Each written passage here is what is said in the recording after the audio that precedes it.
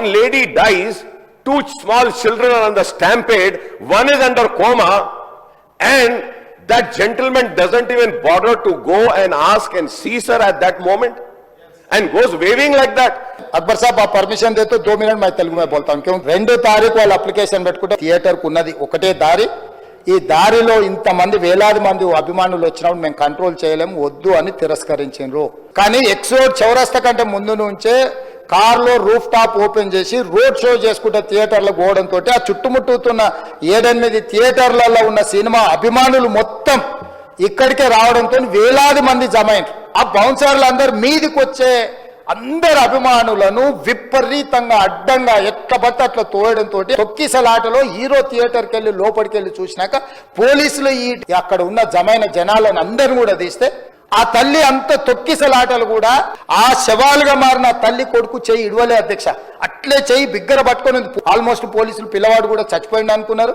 Brain dead అయింది, oxygen అందక ఆ అబ్బాయికి. థియేటర్ లోపల కూడా బాల్కనీలో టాప్ బాల్కనీలో హీరో కూర్చుంటే కింద నేల కింది నుంచి పై వరకు వెనక్కి తొక్కుట పైకెక్కి హీరో చేతులు కలపాలని కోతులు ఎగబడ్డట్టు కోట మీదకి కోతులు ఎగబడ్డట్టు ఉల్టా పైకి తొక్కిసలాట జరిగింది అధ్యక్ష. ఏసీపీ వెళ్ళి చెప్పడానికి పోతే థియేటర్ సిబ్బంది లేదు హీరో దగ్గరికి వెళ్ళడానికి వీలేదని చాలాసేపు పోలీసులను కూడా హీరో దగ్గరికి పోనీయలేదు అధ్యక్ష. మీరు దయచేసి వెళ్ళిపోండి, వచ్చిండ్రు చూసిండ్రు కదా వెళ్ళిపోండి అంటే లేదు నేను సినిమా అయిపోయే వరకు ఇట్లే కూర్చుంటానని పోలీసులతో చెప్పిండని సిటీ కమిషనర్ నాకు చెప్పడం జరిగింది అధ్యక్ష. పై అధికారి రంగంలో దిగి బయట చనిపోయినరు, పరిస్థితి చాలా గందరగోళంగా ఉన్నది, మీరు ఇక్కడ నుంచి కదలాల్సిందే, లేకపోతే మిమ్మల్ని పోలీస్ స్టేషన్కు తీసుకెళ్లాల్సిన పరిస్థితి వస్తుంది, మీరు ఇక్కడ నుంచి కదలాల్సిందే అని బలవంతంగా అతన్ని సినిమా మధ్యలో 12 గంటల సమయంలో మళ్ళీ కారులో రూఫ్ టాప్ ఓపెన్ చేసి చేతులు ఊపుకుంటా రోడ్ షో చేసుకుంటా అతన్ని వెళ్ళిపోయింది అధ్యక్ష. फिर रूफ टॉप निकाल के फिर लोगों को ऐसा कर रहा, तो ये कैसे इंसान है, हम लोग क्या बोलना है.